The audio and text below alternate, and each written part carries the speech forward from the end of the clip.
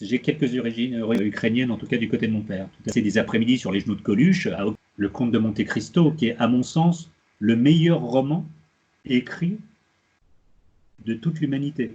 Donc il faut le faire lire aux lycéens, qui se font certainement moins chier qu'avec 95% des trucs qu'on leur impose à lire. Pour nous, Alexandre Dumas, il a permis à Druon d'exister. Druon a permis à George Martin d'écrire Game of Thrones. Game of Thrones est le plus gros succès télévisuel ou en roman de la fantasy après Harry Potter. Et le plaisir, tu verras, c'est quelque chose qui va revenir souvent dans nos échanges. Bonjour. Bonjour Ina. Bienvenue à la chaîne Instagram Interview France. Moi, je suis Ina Bayet et aujourd'hui, je parle avec Alain Névan, cofondateur des éditions Bragelonne. Bonsoir Alain. Bonsoir Ina. Merci beaucoup de m'avoir invité. Ça me fait très plaisir. Merci d'avoir trouvé le temps d'être avec nous. Bon, tu sais, on est en post-confinement, donc je continue de vivre dans la cave dans laquelle je vis depuis le 15 mars maintenant. Nous sommes le 27 mai, donc tout va bien. J'espère qu'un jour, je verrai à nouveau le soleil, mais je ne désespère pas. On creuse les doigts. Tu as des origines ukrainiennes. C'est vrai. Est-ce que tu peux en parler? Alors, je peux en parler. Alors, ce que j'en sais, c'est assez compliqué parce que c'est mon grand-père, donc du côté paternel, qui a quitté l'Ukraine rapidement pendant les événements d'octobre et qui, avec quelques-uns de ses amis, se sont enfuis de l'Ukraine. Je pense que c'était à peu de choses près des Russes blancs parce que, si je ne dis pas de bêtises, il devait être colonel dans l'armée du Tsar. Et je pense qu'il rentrait chez lui en permission avec ses amis. Il était très jeune, hein, il devait avoir 19 ans, ce qui veut tout dire à peu près. Quand tu as 19 ans et que tu es colonel, voilà, tu ne comprends pas bien. Et il est rentré chez lui, donc c'était du côté d'Odessa, dans un petit bled qui s'appelait Kherson. Et je pense qu'il retrouvait la maison familiale. Et là, il a vu son père se faire décapiter devant ses yeux par des révolutionnaires ou des amis du peuple ou de la liberté ou des gens qui n'aiment pas les têtes, je ne sais pas. Et ils ont pris leurs jambes à leur cou, ce qui leur en restait, et ils se sont barrés très très loin. Et je pense que la frayeur a été telle, je pense que le choc a été tel, qu'ils ont arrêté de courir quand ils sont tombés face à la mer. Et la mer, si tu veux, pour lui, dans son cas, c'était la Bretagne. Donc il est arrivé le plus loin possible en France. Et comme je pense que la petite noblesse devait parler français, il a su très très vite s'adapter là-bas. Et par un hasard incroyable, il a rencontré ma grand-mère paternelle qui était veuve et qui, bizarrement, tenait un bar. Ce qui, en Bretagne, voilà, veut tout dire. Donc je pense que lui, il est parti travailler dans des usines et des forges, peut-être des usines Renault. J'ai du mal à savoir parce que géographiquement c'est compliqué et surtout parce que quand les Allemands sont arrivés en 40, bah, ils l'ont capturé et puis l'ont ramené en Allemagne parce que c'était très certainement un bolchevique. Et comme sa femme, donc ma grand-mère paternelle, était décédée bizarrement d'une cirrhose quelques années plus tôt, ben en fait, mon père, il est né en 30, donc si tu veux, quand les Allemands ont embarqué son père, il avait 10 ans, donc il a quand même des souvenirs, ou les souvenirs qu'il a voulu me confier sur son enfance. Voilà, j'en sais très très peu de choses. Je sais juste que mon père s'appelait Arcade et que le sien s'appelait Nikolai. Voilà, j'en sais pas plus. C'est vraiment très très petit. Je sais qu'à la fin de sa vie, mon père est parti en croisière et qu'il a réussi à aller à Kherson. Et quand il est revenu, alors il devait avoir 80 balais à l'époque, ben, il ne m'en a pas parlé du tout. Il a refusé de m'en parler. En fait, je pense que c'était quelque chose de très personnel. Moi, la seule chose que je peux dire par rapport à mon père, c'était qu'il a toujours eu ce côté. Alors, il avait une maman bretonne qui s'appelait Sarrazin. Tu vois, tu peux pas faire plus galette bretonne que ça. Et de l'autre côté, il avait son côté slave. Il s'appelait Nevenciani. si je ne dis pas de bêtises. Inutile de dire que pour lui, l'enfance a été très très compliquée. Hein. Au fin fond de la Bretagne, s'appelait Arcade Nevenciani dans les années 30. Il a appris à se battre, mais en tout cas, il y a un truc qu'il a gardé, et c'est ce côté nostalgique, ce côté un petit peu slave, du regard toujours perdu dans le vide ou dans la mer ou dans la profondeur de la nature, et qui se perd et qui s'oublie là-dedans. Donc c'est quelque chose que j'ai toujours conservé de lui. C'est lui assis devant la mer à regarder la mer. Et c'est quelque chose que j'ai reproduit naturellement sans m'en rendre compte, où tu peux me poser sur un rocher à côté de l'eau, puis je peux y rester 5 heures jusqu'à ce que quelqu'un dise non mais en fait faut rentrer maintenant, il faut partir, ou il pleut, ou tu as été mangé par des crabes, enfin quelque chose. Mais c'est ça, ouais, voilà, c'est le seul truc que je sais, et moi, j'ai jamais eu la chance, jusqu'à présent en tout cas, mais il ne faut jamais dire jamais, d'aller en Ukraine pour remonter un petit peu les origines. Mais en même temps, ce que j'en sais de lui qui avait tenté de faire des recherches, c'est qu'à l'époque, tout a été brûlé. Et donc, en fait, il n'a jamais rien retrouvé et n'a jamais réussi à en savoir plus que ça. Voilà. Est-ce que ton père parlait un tout petit peu russe ou Pas ukrainien? du tout. Son père avait refusé, avait vraiment voulu que son fils s'inscrive. Je pense que mon père parlait plus de mots de breton que de mots de russe ou d'ukrainien. Je sais pas sur quel registre ça a pu s'en mettre, mais je pense qu'il y a eu une cassure de la part de son père, très nette, et je pense que c'est ce qui a expliqué le choc d'autant plus violent quand on l'a accusé d'être bolchevique et qu'on l'a emmené dans un camp en Allemagne où il est mort. Voilà.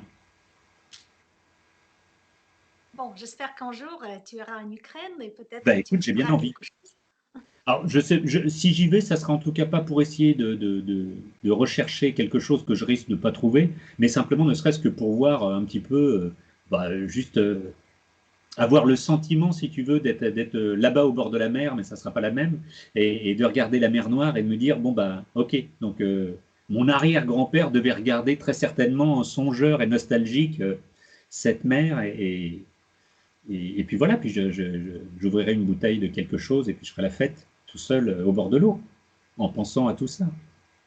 Mais voilà, j'ai quelques origines donc ukrainiennes, en tout cas du côté de mon père, tout à fait. Quand tu étais enfant, tu voulais devenir qui?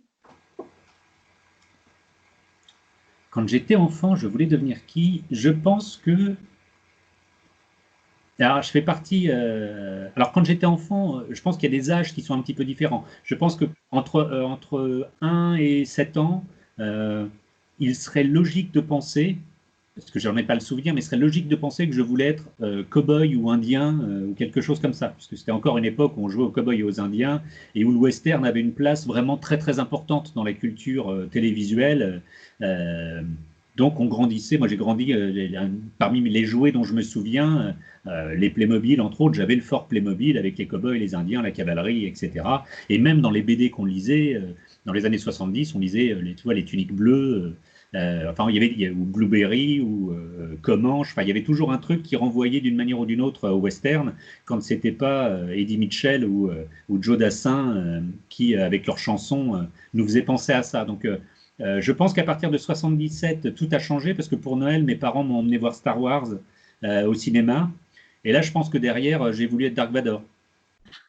Mais comme dans les cours de récré, j'étais le plus petit, et tous les autres voulaient être Dark Vador, donc j'étais obligé d'être Luke, ce qui n'était pas génial. Voilà, c'est pas, je me suis jamais senti le rôle du jeune fermier. Et avec cette volonté, du coup, tu as fait quelles études? Alors, j'ai fait les études de ma génération. Ça veut dire qu'on ne savait pas très bien exactement. Tu sais, moi je suis né en 70, et comme tous les gens de ma génération, on a loupé 68 de pas grand-chose, on a loupé 69 l'année érotique, et on était trop bébé pour comprendre les chocs pétroliers, ce qui s'est passé, la guerre des 6 jours, enfin tout ce qui s'est passé en 74, etc. Ou même comprendre la fin de la guerre du Vietnam. Donc on a finalement grandi avec des choses qui étaient plutôt positives d'un point de vue télévisuel, avec Christophe Izard, avec, je ne sais pas moi, l'île aux enfants, avec Star Wars, avec E.T., les aventures de l'Arche perdue qui sont arrivés au tout début des années 80. Enfin, tu vois, on était vraiment dans une dynamique où, pour nous, il n'y avait pas vraiment d'enjeu politique, il n'y avait pas vraiment de conflit manifeste et visible. Et donc, on avait envie de rien à part faire la fête, un petit peu. Donc moi, j'ai fait des études par rejet. Mon frère faisait des études scientifiques, c'était un matheux, c'était une tronche, enfin, c'est le mec intelligent de la famille. Et j'ai donc pris les maths en grippe, j'en voulais pas. J'aimais bien les lettres, mais je lisais pas beaucoup à l'époque, vraiment même pas du tout, à part de la BD, des comics. Je lisais surtout les bouquins qui m'étaient imposés. C'était très rare qu'on me voit avec un roman. Et ceux qu'on m'avait imposés ne me plaisaient majoritairement pas, parce qu'ils n'étaient pas adaptés à mes besoins de lecteur, ni à mon âge. Et Dieu sait qu'aujourd'hui j'aime Zola, Dieu sait que j'en veux à tout le monde de m'avoir fait lire du Zola quand j'avais 12 ans ou 13 ans ou 14 ans. Heureusement, le lycée a un peu changé ça, mais on m'a fait lire des choses à un âge où je n'avais aucune possibilité de capter l'environnement socio-économique et historique et le travail insensé de journaliste et de chroniqueur que faisait quelqu'un comme Zola. Et pourtant, Zola faisait partie de ceux qui sont le mieux passés pour moi. Il y a eu des choses beaucoup plus dures, comme Stendhal, tu vois, le rouge et le noir, mais quelle souffrance insupportable. Aujourd'hui, je ne dirais pas la même chose. Aujourd'hui, j'ai grandi, j'ai lu plein de choses, tu vois, je me suis... Mais à l'époque, c'était taper complètement à côté de la plaque et c'était se garantir d'une chose que j'ai pu voir se reproduire sur beaucoup de mes amis, bah, c'était te dégoûter de la lecture. Et ça c'est quelque chose que je garde en tête. Donc moi, je voulais faire plutôt des lettres parce que je me sentais plutôt artiste. Il faut que tu vois, mon père était expert comptable, commissaire aux comptes. Enfin, voilà. Il est venu de son petit village de pêcheurs en Bretagne où il était paludier quand il avait 10 ans, c'est-à-dire qu'il ramassait le sel dans les marais salants. Et puis parce que c'était lui qui avait la plus belle écriture, le curé et l'institut du village lui ont payé une place de train pour Paris. Et donc en 1946, en 1946, il a débarqué à Paris pour faire des études de comptable. Et il est entré chez Kléber-Colombe. Et puis voilà, il a changé de boîte, il a gravi les échelons. Et il est devenu un homme de chiffres, donc très strict, très sérieux. Et de l'autre côté, ma mère, elle travaillait dans le cinéma. Donc tu vois, elle a commencé en 1946 en tant que monteuse son et image. Le premier metteur en scène pour qui elle a travaillé, ça doit être Abel Gans. Donc un nom qui ne veut plus rien dire aujourd'hui pour personne, mais c'était à l'époque l'équivalent de Spielberg dans les années 80-90. Enfin, voilà, c'est vraiment très très gros. Et ben moi, j'ai grandi avec elle dans les salles de cinéma. C'est-à-dire qu'enfant, même bébé, tu vois, elle m'emmenait, elle me déposait sur les rushs, et puis il y avait des matelas de rush, et je dormais bébé là-dessus. Il y a des photos de moi avec des acteurs. J'ai grandi entouré par des acteurs, des réalisateurs, des techniciens du film. Et à aucun moment, moi, j'ai percuté que c'était différent du monde réel. Et par là, c'est qu'à aucun moment, j'ai pris ces gens pour des stars. Tu vois, j'ai passé des après-midi sur les genoux de Coluche. À aucun moment, je me suis dit, Coluche est une star. Donc, ça a déjà cassé pour moi énormément de distance avec le rapport qu'on peut avoir au sacré et à plein d'autres choses. Et pourquoi c'est intéressant et important, c'est parce que moi, je voulais faire du cinéma. Ma mère, dans les années 80, ne voulait pas que j'en fasse, parce qu'elle m'a dit que le monde du cinéma avait évolué, changé, etc., qu'il fallait que je trouve autre chose. Donc, entre les lettres que mon père voulait absolument pas et les maths dont moi je voulais pas et le côté artistique que ma mère voulait pas, bah, finalement, je me suis retrouvé à faire un bac B. Donc, à l'époque, c'était économie.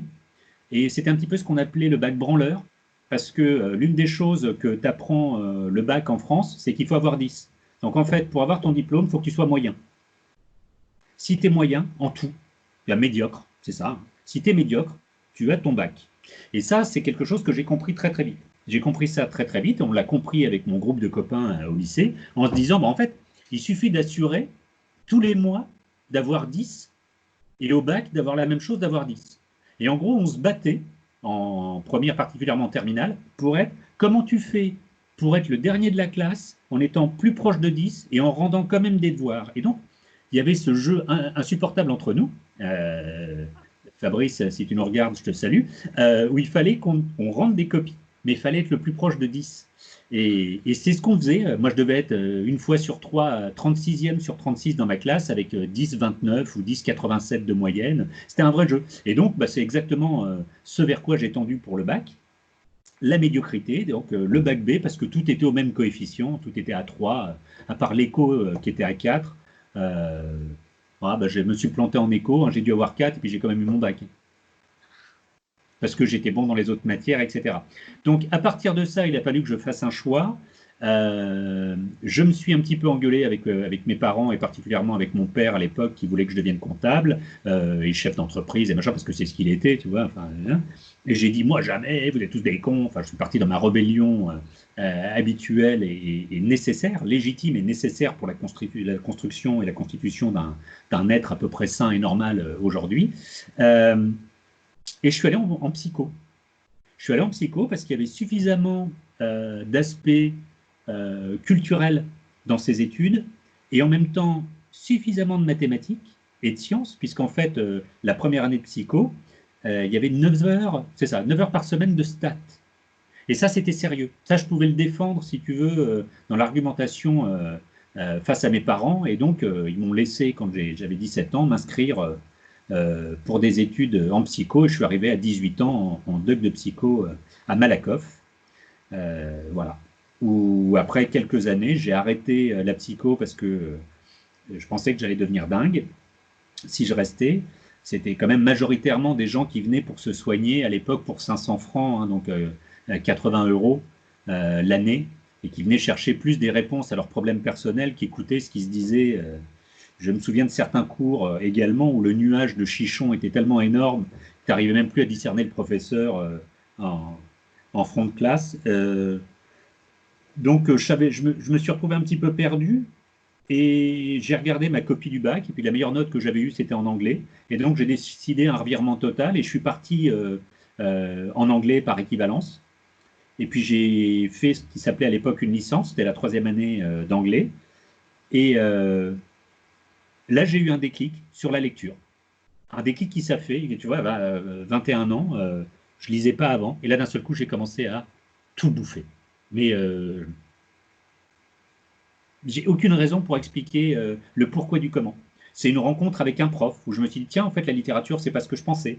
C'est une connivence avec un texte. C'est énormément de choses. Et donc, j'ai décidé de me spécialiser en littérature britannique. Voilà. Et j'ai fait ce qui s'appelait une licence de civilisation de culture britannique, enfin, un LCE quelconque. Et puis j'ai continué en maîtrise, et puis DEA, et puis thèse, etc. J'ai continué la littérature, à chaque fois avec des variations au niveau de ce qui m'intéressait comme pan littéraire, pour arriver jusqu'en école doctorale à Nantes, alors que j'étais resté à Paris jusqu'au DEA à Jussieu, et j'ai profité de l'amiante au maximum. Voilà. Donc à la base, je suis prof d'anglais, je suis prof de lettres, je suis prof de littérature, mais je suis prof d'anglais. Et c'était ça, c'était vers ça que m'a emmené ma jeunesse. Tu as travaillé comme prof? Oui, j'ai travaillé comme prof. J'ai commencé à 21 ans en tant que prof. Alors, je ne vais pas en parler beaucoup parce qu'il y a beaucoup de choses qui étaient pas tout à fait déclarées par les proviseurs de collège qui m'embauchaient. Et j'ai souvent été payé avec l'argent de la cantine plus que par l'éducation nationale. Parce que quand tu n'as pas de suppléants, tu n'as pas de gens pour t'aider et que l'État ne peut pas t'en fournir, bah, tu te démerdes comme tu veux. Et quand tu es une directrice d'école et que tu aimes un peu ton métier, bah, tu vas à la sortie des facs et puis tu racoles l'étudiant pour qu'il vienne faire prof. Est-ce que tu as fait aimer tes élèves à lire? Ah, c'est vachement marrant parce que j'ai un de mes élèves adultes, alors là c'était dans une grande école d'informatique, dont j'ai toujours des nouvelles de cet étudiant aujourd'hui, quasiment 25 ans après, et qui m'a dit t'étais pas un bon prof d'anglais, mais qu'est-ce que tu m'as fait aimer l'anglais. Et ça, pour moi, c'était magique parce que je ne me battais pas pour être le meilleur prof, parce que 95% du temps, les manuels scolaires, j'avais plutôt envie de les brûler qu'autre chose.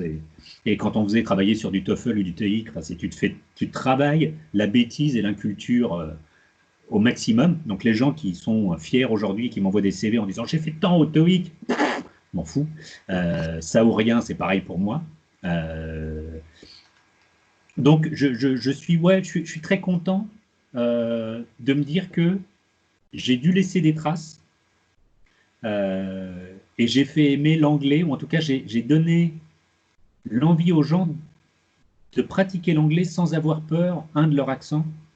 Parce que c'est toujours ça, hein, on a toujours honte. Moi, j'ai, par chance, sans jamais avoir euh, habité en Angleterre, mais parce que j'avais une oreille un peu musicale, j'ai réussi à avoir un accent anglais qui était un peu insolent pour un franchouillard. Et ça, je sais que ça avait toujours tendance à complexer les gens, alors qu'en fait, moi, je m'en fous que les gens parlent avec un accent. Ce qui m'intéresse, si tu veux, c'est que leurs phrases, elles soient compréhensibles et discernables par l'interlocuteur qu'ils ont. Il faut absolument qu'à un moment, le message qu'ils émettent soit accepté par le récepteur du message. Et alors ensuite, que les emphases soient pas bien mis, que les diphtongues, qu'il y ait un problème de verbe, de machin, etc. Tant que on est sur une sorte de rythmique et une accentuation minimale qui fait que l'interlocuteur ne peut pas se planter, c'est parfait. Il y avait un jeu auquel je jouais quand j'étais gamin, qui était d'aller en Angleterre, quand j'allais passer des vacances. Euh, Mes parents, comme ils voulaient que je devienne vraiment bon en anglais, ils m'envoyaient dans des universités d'été, tu sais, quand j'avais 14-15 ans. Donc, tu avais des cours toute la journée, et puis après, tu faisais des excursions, des trucs, des machins, etc. Et il y avait un truc qui était très très rigolo qu'on nous avait appris et que j'ai vérifié. Donc, c'était si tu vas voir un Anglais dans la rue, tu regardes comme ça et tu lui dis Excuse me, sir, boîte à musique. Tu lui dis boîte à musique, il va te donner l'heure. Parce qu'il comprend entre le geste et, tu vois, les influx des phonèmes, que ce que tu lui demandes, c'est l'heure. Donc, une fois que tu as compris ça, tu comprends pourquoi on peut se permettre de chanter en anglais en yaourt, parfois, parce qu'on arrive toujours à comprendre quelque chose. Et ça, c'est super. C'est des petits jeux que tu apprends et avec lesquels tu peux gagner des paris. J'ai gagné de l'argent grâce à ça. Alors, je le déclarais aux impôts un jour ou l'autre, mais j'avais 12 ans, je ne savais pas. Voilà. J'avais besoin d'acheter des glaces en Angleterre. Et des Maltesers, parce qu'à l'époque, il n'y en avait pas, les Maltesers. Donc, quand c'est arrivé par chez nous, j'étais bien content de retrouver ce plaisir de ma jeune adolescence. Voilà. Tu as parlé de tes amis Oui. du lycée. Oui. Sébastien Barr m'a dit que c'était les dessins sur les t-shirts et sur Hard Rock qui vous ont rapproché. Est-ce que tu te souviens ton t-shirt de l'époque? Oh, j'en avais plusieurs, mais j'avais particulièrement des t-shirts de Motorhead. Lémi, si tu nous regardes, merci pour tout. Des t-shirts de Maiden. Je pense que c'était mes t-shirts préférés. Pourquoi? Je pense que Motorhead, c'était ce qui représentait le plus pour moi le choc, voilà, musical. Et Maiden, parce que les dessins, les mecs qui dessinaient les pochettes de Hard Rock, mais c'était des tueurs. Donc, là, Derek Riggs était le dessinateur des pochettes d'Iron Maiden. Il l'a toujours été de 78, je pense encore aujourd'hui, même si j'écoute un petit peu moins d'albums aujourd'hui. Mais j'écoute toujours les albums de l'époque de Maiden. Je pense que moi, mes goûts musicaux, ils sont arrêtés à la fin des années 80. Et puis, voilà. Derrière, il y a eu vaguement quelques trucs. Et je suis toujours surpris de découvrir tu vois, Rammstein qui apparaît à un moment, Jack White, Bishop Briggs. Enfin, je trouve qu'il y a des choses intéressantes qui pop-up comme ça. Mais je reviens toujours aux classiques des années 60, aux années 90. Et puis voilà. Mais oui, effectivement, quand on s'est retrouvé dans ce lycée, dans la cour de ce lycée gigantesque pour l'appel ou pour les cours de récré qui ont suivi, on n'était qu'une petite douzaine à avoir des t-shirts de Hard. Tout le monde en dehors de ça était vraiment bien fringué enfin, il y avait une forme de bourgeoisie parce que c'était un lycée catho sous contrat. Donc c'était pas aussi cher qu'un lycée privé, mais ça nécessitait quand même un investissement ou un sacrifice de la part des parents ou des parents qui avaient les moyens. Et le fait qu'on se retrouve là, on s'est tous regardés à travers cette cour gigantesque qui devait faire un terrain de foot ou 4 terrains de handball, j'en sais rien. Et on s'est logiquement rapprochés parce que ils étaient un peu bizarres tous ces autres, à pas avoir de tête de mort sur eux ou ce genre de choses. Ils étaient quand même bizarres. Voilà. Donc, qui se ressemble, s'assemble d'une certaine manière, et ça s'est retrouvé vrai. Sébastien a raison de dire, puisque Sébastien fait partie de la douzaine de personnes de l'époque. Oui, c'est ce qui nous a rapprochés, c'est la musique. Et donc, le premier contact musical, il s'est fait par le t-shirt. pour dire, voilà, de la même manière qu'on mettait des kéfirs à un moment pour dire, pour comme le chante Renaud, j'appartiens à une patrie, etc. Nous, notre patrie, c'était la musique et c'était le hard rock. Vous Donc, êtes toujours amis. on est toujours amis. Ouais, dans l'ensemble, on est toujours amis. Dans l'ensemble, on arrive toujours à se voir, pas autant qu'on le voudrait, mais la vie est fait que. La distance aussi, parce que parmi ses amis, il y en a qui vivent en Australie aujourd'hui. Donc, pareil, tu vois, si j'ai pas trouvé le temps d'aller en Ukraine, l'Australie étant un peu plus loin, c'est plus compliqué. Mais nos expatriés australiens sont revenus quelques fois en France. Mais oui, on arrive, dans l'ensemble, on arrive toujours à garder contact, ou en tout cas par l'intermédiaire d'un tel ou un tel, cette bande de copains de l'époque, elle existe toujours. C'est d'ailleurs, c'est mes meilleurs copains. C'est réellement ça. C'est comme le film. J'aurais jamais de meilleurs copains que les copains que je me suis fait au lycée. C'est pas possible. Même si je leur dis pas ou si je les vois pas autant. Il y a une époque, on ne faisait que ça, même quand on s'est retrouvé à la fac. Étant donné qu'on jouait au jeu de rôle, on passait les week-ends ensemble. C'était 48 heures non-stop, dans la sueur, l'épée, les packs de bière, les saucisses, enfin, et les hot dogs pourris et la malbouffe. On ne faisait que ça. On était ensemble. Donc oui, ouais, c'est important. C'est important. Ça a été aussi fondateur, l'amitié. C'était quel jeu de rôle? Ah, alors, principalement Donjons et Dragons, enfin Advanced, donc la deuxième mouture de Donjons et Dragons, pas la première avec la boîte de base, n'en déplaise aux puristes. Et c'était assez marrant parce que nous-mêmes, on avait un débat là-dessus. Moi, je suis resté sur la première édition de AD&D, alors que Sébastien est parti, par exemple, sur la deuxième édition. Moi, j'appelais l'édition Pognon, deuxième édition Pognon, etc. Mais depuis, il y a une troisième, une quatrième, aujourd'hui, il y a une cinquième. Et en fait, ce qui m'intéressait, moi, dans la première édition de Donjons et Dragons, enfin d'Advanced, c'était que les règles étaient tellement mal expliquées, particulièrement au niveau des sorts, euh, qu'on avait une liberté d'interprétation et que chaque partie ou chaque maître de jeu pouvait faire un petit peu ce qu'il voulait. Du moment que ça tenait la route, on pouvait intervenir. Et moi, dès qu'un jeu, les règles deviennent omniprésentes, trop fortes, ou je pense à Rollmaster, tu as besoin d'avoir une calculatrice Casio qui fait des calculs avec des abscisses, des ordonnées, des trucs, des fonctions complètement dingues. Tout ça, ça me cassait les couilles. Mais ce qui m'intéressait réellement, c'était des règles simples, vraiment simples, qui laissaient part à l'imagination, l'imaginaire et l'ingéniosité, surtout, c'est à trouver comment on allait sortir du truc. Et puis derrière, j'ai jamais été fan de roleplay, c'est-à-dire incarner le personnage. J'ai toujours trouvé ça malvenu par rapport à ce genre de choses, mais je peux le comprendre dans des reconstitutions. Tu vois, les gens qui font des grandeurs nature, là, il vaut mieux effectivement qu'on soit dans la théâtralisation, déjà ne serait-ce que par rapport au lieu, au décor, aux costumes. Si tu parles comme un charretier, tu es un noble, ça ne le fait pas. Si tu parles comme aujourd'hui, alors que on est censé représenter un univers médiéval, ça me paraît con. Mais autour d'une table entre amis, voilà, je trouve que c'était vraiment mieux de continuer de parler comme on avait l'habitude de parler, parce que de toute façon, il ne faut pas se voiler la face. Quand tu as un personnage de jeu de rôle, ce qui ressort au bout du compte, tu peux prendre la race que tu veux, le sexe que tu veux, la classe, à savoir la profession que tu veux, c'est toujours toi qui ressort, d'une manière ou d'une autre. Voilà, que tu sois maître de jeu ou joueur, c'est toujours toi qui ressort. Et ça, c'est assez intéressant. Donc, il y avait Donjons et Dragons.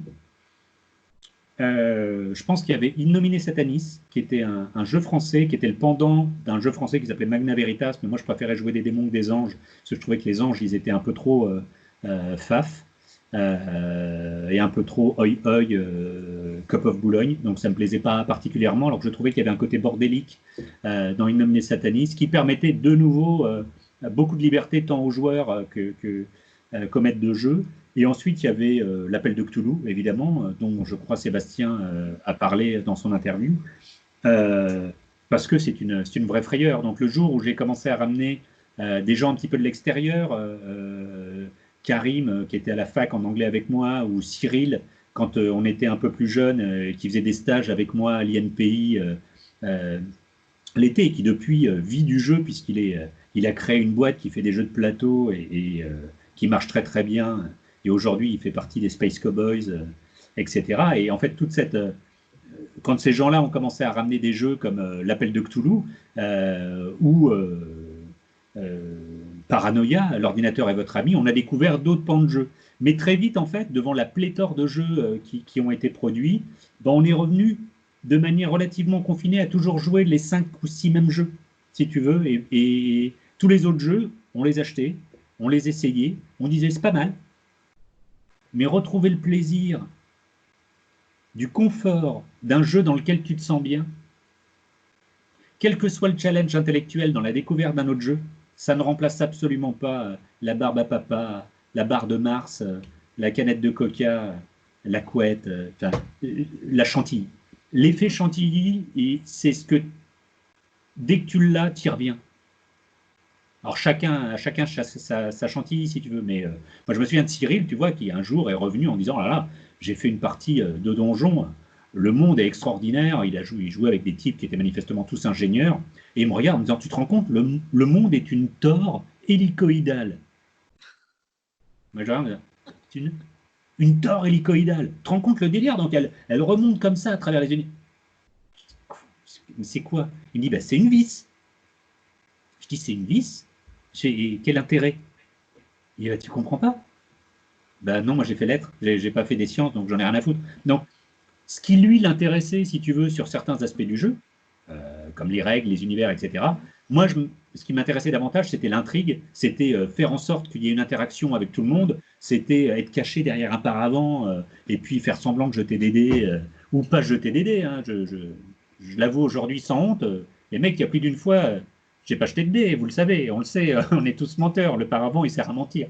Et c'est ce qui fait que vous êtes d'ailleurs toujours, enfin, vos personnages sont dans l'ensemble toujours vivants, sinon je vous aurais tué il y a longtemps, vu que vous êtes quand même assez mauvais comme joueur. Particulièrement Sébastien, parce que il était pas bon maître de jeu, mais il n'était pas bon joueur non plus. Tiens, voilà, prends ça. Tac.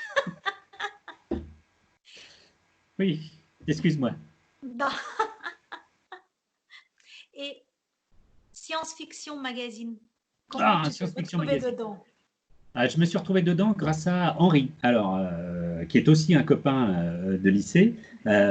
Donc, en fait, moi j'étais à l'armée. Ça devait être en 95. En même temps, je faisais, je pense, je crois que je devais finir mon DEA. Henri revenait d'Angleterre et il avait été stupéfait de ne pas trouver de magazine parlant de science-fiction ou de fantasy dans les kiosques français, alors qu'il en trouvait dans les points presse britanniques. Et donc, comme habituellement, toutes les locomotives qui faisaient partie de ce groupe d'amis, il a dit, puisque ça n'existe pas, je vais le faire moi-même. Et il m'a emmené dans l'aventure, et on a fait un fanzine qui s'appelait Ozone. Et au bout d'un moment, on a décidé de transformer ce fanzine qui était en association loi 1901 en magazine, et on a créé une SARL. Et puis, au bout d'un moment, on a attiré l'attention d'un groupe d'édition qui s'appelle Flammarion, et plus particulièrement des éditions J'ai lu, qui faisaient partie du groupe Flammarion, et qui ont décidé de nous accompagner d'un point de vue professionnel dans cette aventure, parce que le groupe Flammarion avait un pan de son groupe qui s'appelait Flammarion Presse. Et donc, ils ont acheté la structure, et on a continué à faire ce magazine pendant 14 mois à peu près, chez Flammarion, jusqu'à ce que Flammarion soit racheté, et que nous, on parte vers d'autres aventures. Voilà, et c'est le moment où Henri, lui, de magazine et de journaliste, il est devenu auteur à 100%, et que moi, de mon côté, j'ai créé une maison d'édition, voilà, co-créé une maison d'édition, notamment avec Henri. Voilà. Et en travaillant pour ce magazine, pour cette magazine, est-ce que tu as beaucoup interviewé des auteurs différents? C'est bien ça? Oui, beaucoup. Pas que des auteurs. Je me rappelle d'une interview où j'ai eu la chance d'interviewer Darren Aronofsky, à l'époque où il venait juste de faire Pi comme film. Et on a parlé très longuement de tout son rapport au divin et sur le fait qu'il voulait de plus en plus faire un film sur Dieu. Et tu vois, il y a quelques années, il a fait Noé, mais c'est pas fini. Il continue chaque film qu'il fait, que ce soit Requiem for a Dream ou autre. Enfin, tout ce qu'il fait a un rapport avec le divin. Et c'était vachement rigolo de voir qu'à l'époque, il avait déjà ça en tête et que 20 ans plus tard, il a toujours ça en tête. C'est l'œuvre de sa vie, c'est son besoin principal. J'ai interviewé des actrices de Buffy. Je me suis retrouvé avec Willow. Enfin, oui, tellement de monde du cinéma, de la télé, et aussi des auteurs, évidemment, des auteurs de science-fiction et de fantasy, ce qui m'a permis plus tard de créer également des contacts avec le monde anglo-saxon, parce que dans les auteurs français, je pense que celui qui me restera le plus, ça reste Stéphane Vull, l'auteur de New York, parce que déjà il est disparu, mais surtout parce qu'il a participé au grand âge d'or de la science-fiction en France, tu vois, dans les années 50, que ces bouquins ont été adaptés par Topor, par Moebius, par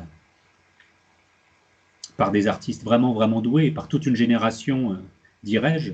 Et parce que moi, je suis né, comme je te disais, en 70, et que c'est à partir de 76 que tout explose, enfin entre 74 et 77 que tout explose dans le paysage visuel français, parce que il y a un putsch chez Pilote, qui était le journal de la BD à l'époque, et tous les gens qui créaient, enfin qui dessinaient dans Pilote, sont partis chacun de leur côté pour créer leur magazine avec leurs affinités respectives. Et que d'un côté, tu as eu l'Écho des Savanes, tu as eu Fluide Glacial, et le troisième magazine qui s'est créé s'appelait Métal Hurlant. Et ça a tout changé.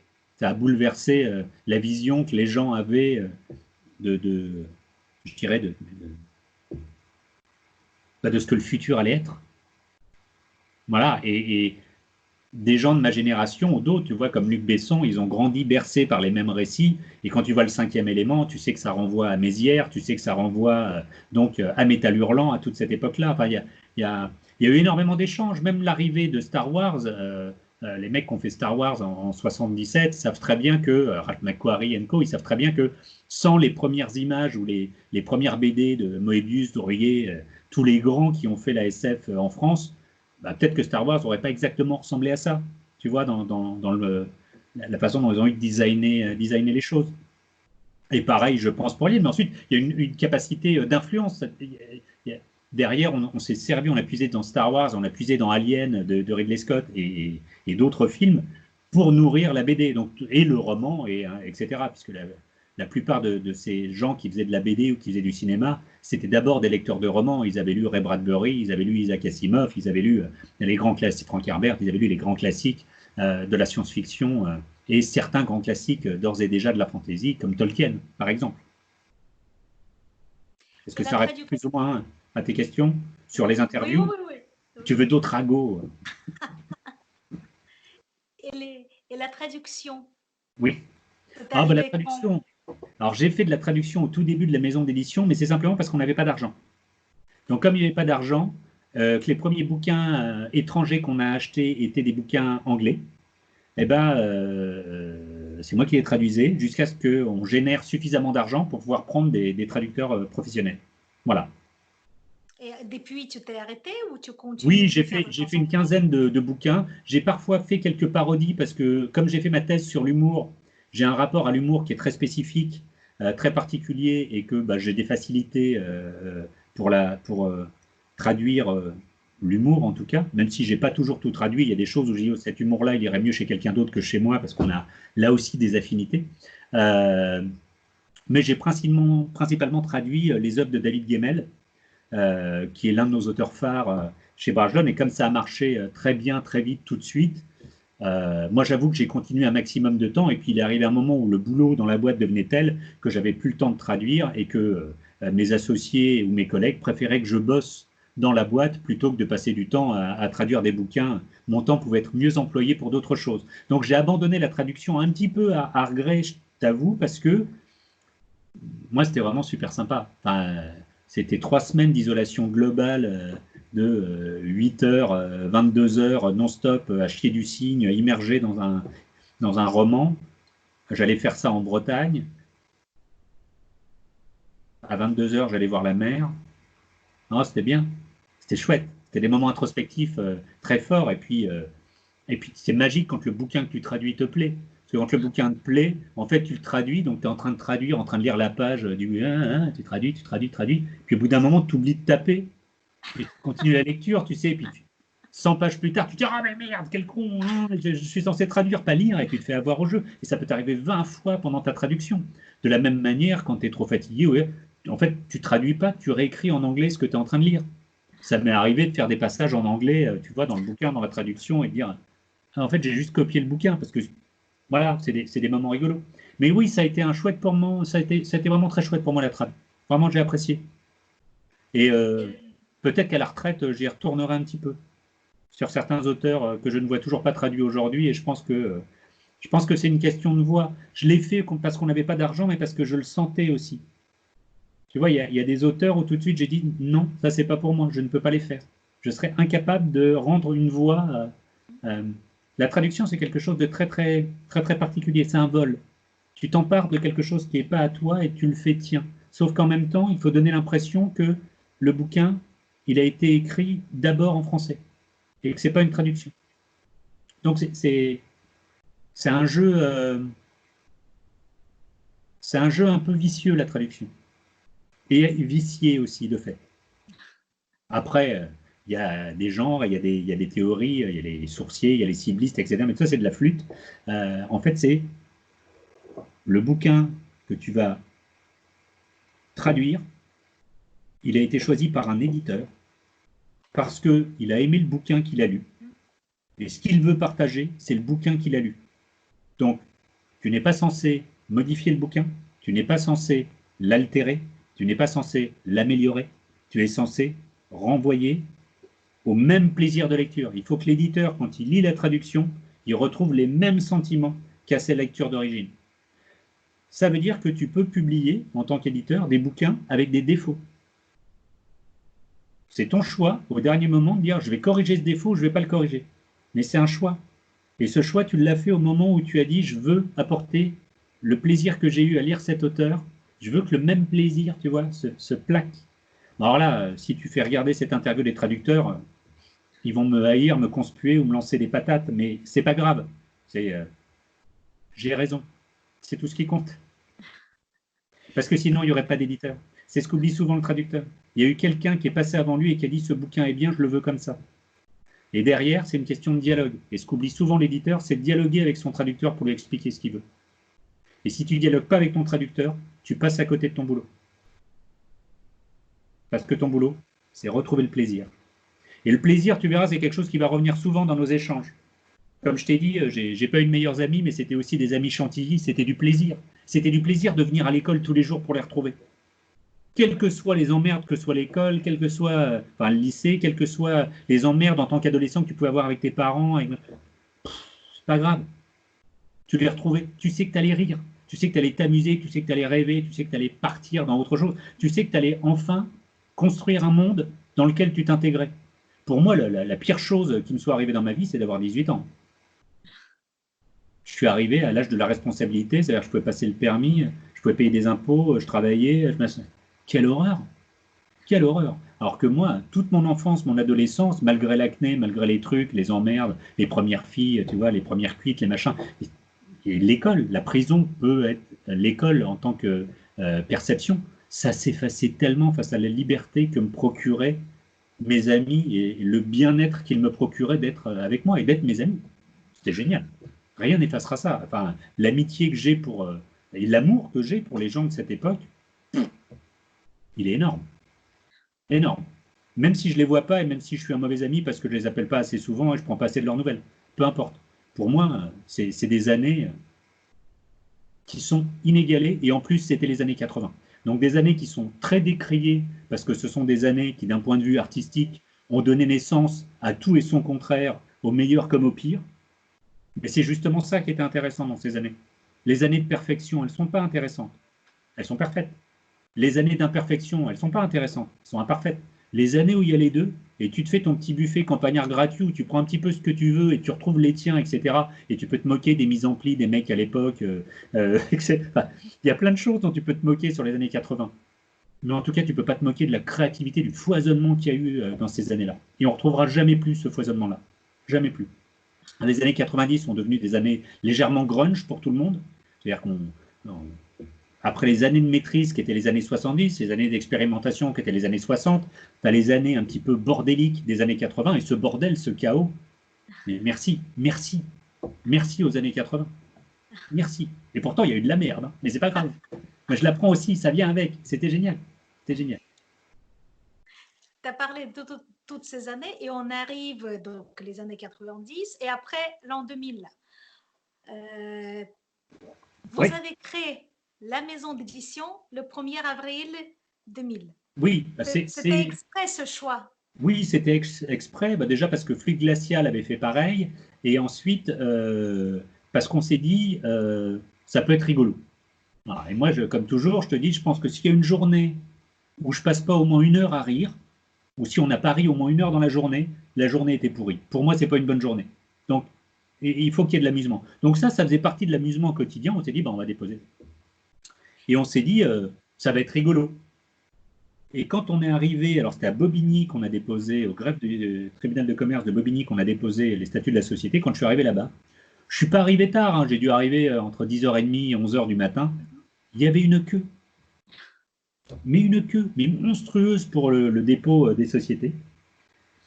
Et quand au bout de 6 heures, je suis arrivé enfin au guichet juste avant qu'il ferme, j'ai la nana qui était au guichet qui m'a dit ah, mais tous les ans, le 1er avril, c'est pareil. Ils se croient tous drôles, mais en fait, c'est pas drôle du tout. Elle me dit, demain, il n'y aura personne.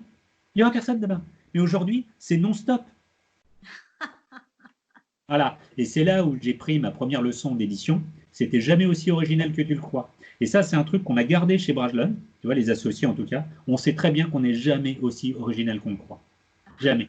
Donc, de facto, ça nous a ramené vers quelque chose de très cadré dans ce qu'on pensait être un travail de recherche originale. Et donc, notre premier boulot, arrivé chez Brajlon, ça a été d'aller voir nos aînés, des grands noms de la science-fiction et de la fantasy, et de leur demander ce qu'ils avaient fait eux dans leur vie.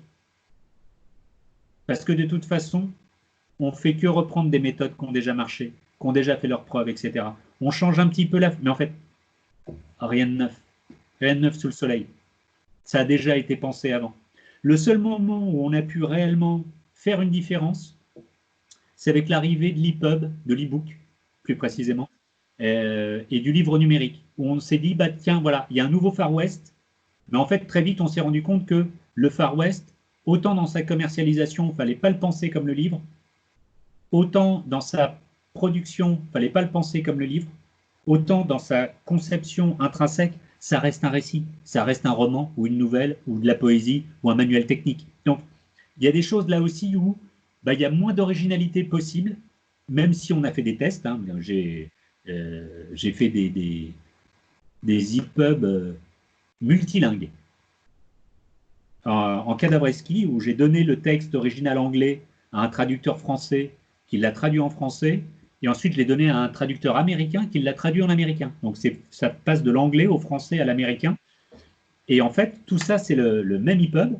Et quand tu tapes du doigt sur le paragraphe, il change de langue, etc. Et donc, tu peux voir, c'est vachement marrant parce que tu vois ce que l'anglais devient en américain après le passage du français. La perdition de sens, enfin, c'est extraordinaire parce que là, d'un seul coup, tu as je dirais,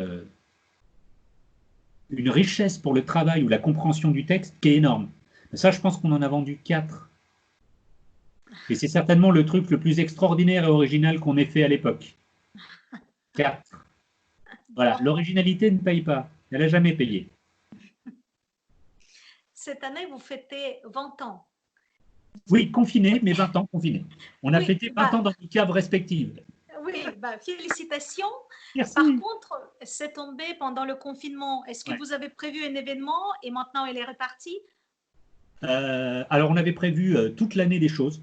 Donc, on a tout éliminé, annulé, réduit, etc. Parce que c'est peut-être pas la bonne année. Donc, en fait, on fêtera nos 20 ans pour les 21 ans de la boîte. On va fêter nos 21 ans. Après tout, il n'y a pas si longtemps, c'était l'âge de la majorité. Donc, voilà.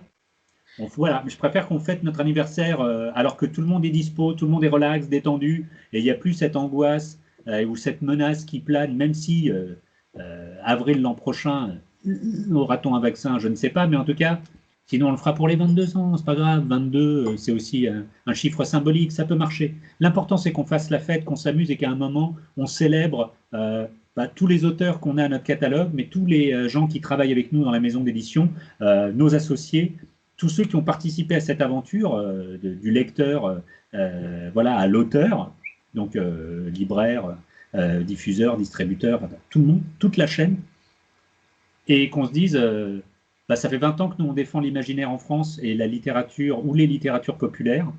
On est content et on espère bien continuer encore 20, 40, 60, 80. Enfin, on verra où la science nous emmène, mais plus longtemps on peut rester, plus on restera. Je pense que ça nous plaît toujours autant. C'est plus le même plaisir, c'est des plaisirs qui ont évolué parce que nos boulots respectifs aux uns et aux autres ont évolué, mais partager de la chantilly avec quelqu'un, c'est fun. Ouais. Votre associé Stéphane Marsan, ouais. Votre associé Stéphane Marsan, il a dit dans son interview au FNAC, il a parlé de l'origine du nom de votre maison d'édition. Et je voudrais te demander pourquoi, est-ce que déjà Dumas, il t'a influencé et quelle est la place de Dumas dans ta culture littéraire? Elle est énorme, déjà parce que je pense que ça fait partie des seuls auteurs que j'ai pu lire qui n'étaient pas demandés à l'école. Et j'ai découvert, j'ai tout découvert, enfin, que ce soit les Trois Mousquetaires, 20 ans après, Vicomte de Bragelonne, c'est quand même la première trilogie, si tu veux. Première trilogie jamais écrite, c'est celle-là. J'ai découvert Joseph Balsamo, j'ai découvert Le Comte de Monte Cristo, qui est, à mon sens, le meilleur roman écrit de toute l'humanité. C'est le roman le plus parfait. S'il y a quelque chose à étudier, c'est ce roman-là. Tout est dedans. Toutes les thématiques littéraires s'y retrouvent, tous les styles littéraires s'y retrouvent, tout est dedans, putain. Donc il faut le faire lire aux lycéens, qui se feront certainement moins chier qu'avec 95% des trucs qu'on leur impose à lire. Alors évidemment, avec ce rejet automatique qui viendra, qui est, vu que c'est une imposition, ils le prendront en grippe. Mais c'est pas grave, parce que moi, tous les trucs que j'ai pris en grippe, tu vois, des années plus tard, c'est toujours là. J'y pense toujours. Et il y a ceux sur lesquels j'ai été capable de faire, je dirais, mon autocritique en disant non, en fait, c'est bien parce que ceci, de refaire une analyse intrinsèque des choses. Et de l'autre côté, il y a aujourd'hui ce que je peux dire avec ma culture, mes diplômes et autres, de non, en fait, on me dit que c'est bien, mais c'est vraiment de la merde. Et il n'y a aucune raison qu'on dise que c'est bien. On dit que c'est bien par automatisme. Tout comme les classiques, c'est de l'automatisme.